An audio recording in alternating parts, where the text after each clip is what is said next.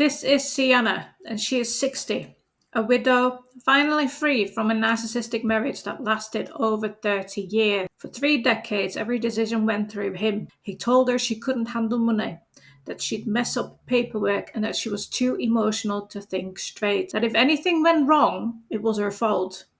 And now he's gone. And here's what no one tells you. The narcissist may be out of your life, but they're still in your head. And today I'm going to show you how Sienna uses the Narcissist Translator not to deal with him, but to finally deal with the voice he left behind. Now, it starts with an email about updating her pension paperwork. It's basic, it's no conflict, it's no danger at all. But the moment that she reads this email, the panic sets in. And just like that, she's spiraling. Because this isn't just about money. It's about him, the man who spent 30 years telling her she couldn't handle anything impossible. Now, I'm going to put a prompt into ChatGPT, and it says, I just got an email about my pension and I'm panicking. It's a simple task, but all I hear is his voice saying, you'll mess up. Now, I feel frozen and ashamed. I know it shouldn't be a big deal, but it feels like it is. Okay. And as you can see here is that Sienna is being encouraged to take a deep breath. You are not broken because this stirred up panic. You're not weak because something simple made you freeze. You are certainly not failing because your body is reacting like it's still under emotional attack. This isn't about a pension email. It's about what your nervous system remembers when it sees something that used to mean judgment, failure, or punishment. So let's slow this right down and bring you back to you, not him. He's just giving you some advice here. Let's flip the freeze. The voice saying, you'll mess this up?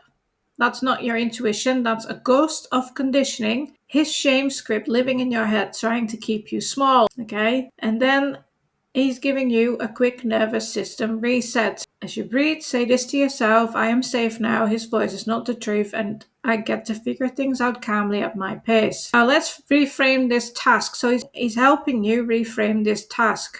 Instead of, I should know how to do this, try, I've never done this without fear in the background, so today I'm practicing a new way. Instead of, I'm such a mess for panicking, try, I'm noticing what still triggers fear, and that's proof I'm healing, not failing. You are not a mess, you are in recovery from a lifetime of emotional control. And every time you pause and ground instead of spiraling, that is a win. I'm going to give it a second prompt. I don't know what's real right now. Can you remind me what's actually true?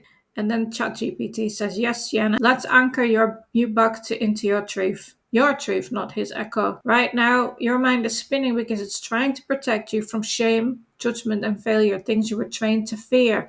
But that panic, that's old conditioning talking. So let's break it. Here's what's actually true. Read this slowly and breathe with each one. You are not in danger. You are not incapable. You are allowed to pause. That cruel voice in your head, that's his voice, not yours. It's not too late to trust yourself. You don't need to do it perfectly, and the shame you're feeling right now, it's not yours to carry. You are healing even in panic. You are strong enough to unlearn what was never yours. You are worthy of peace even if you've never had it before, and you are not behind. You are rebuilding and you are doing beautifully even when it feels messy. I've got a third prompt and it says, I feel like I'm spiraling again and I don't know how to stop it. What would Malou say to me right now if she were here? If Malou were sitting right next to you right now, soft blanket over your lap, one mug in your hand, eyes locked into yours with steady calm, she wouldn't rush to fix you. She would say, just breathe, in that empty, dismissive way you've heard before. She'd lean in gently and say, okay, let's slow down together. When you spiral, it doesn't mean you're broken. It means something in you feels unsafe and your body is trying to protect you the only way it knows how.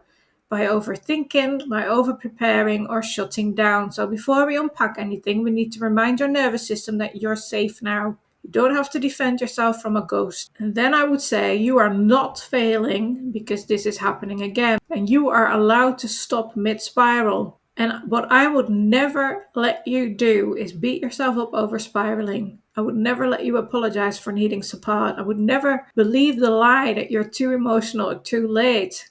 And I would never minimize what you're feeling just because it's not logical. Instead, I would remind you that you are conditioned to believe panic and weakness. But actually, noticing the spiral instead of becoming it is growth. You're catching it now, and that's everything. And then it says, Sienna, you don't have to figure it all out today. You don't even have to feel okay this minute, but you are not alone in this moment. And that's something your old self never had. You do now. And what you just saw was Sienna doing something most people never learn to do.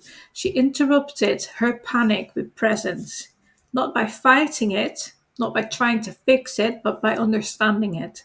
And this is what the translator is here for too, to replace the noise of trauma with truth. Because stillness isn't unsafe, it's just, and unfamiliar doesn't mean wrong, it just means new. Now, if you're free but still stuck in fear, if the chaos is over but you're still holding your breath, this is for you. The narcissist helps you decode what's happening, reconnect with your voice, and step back into your power, one thought at a time.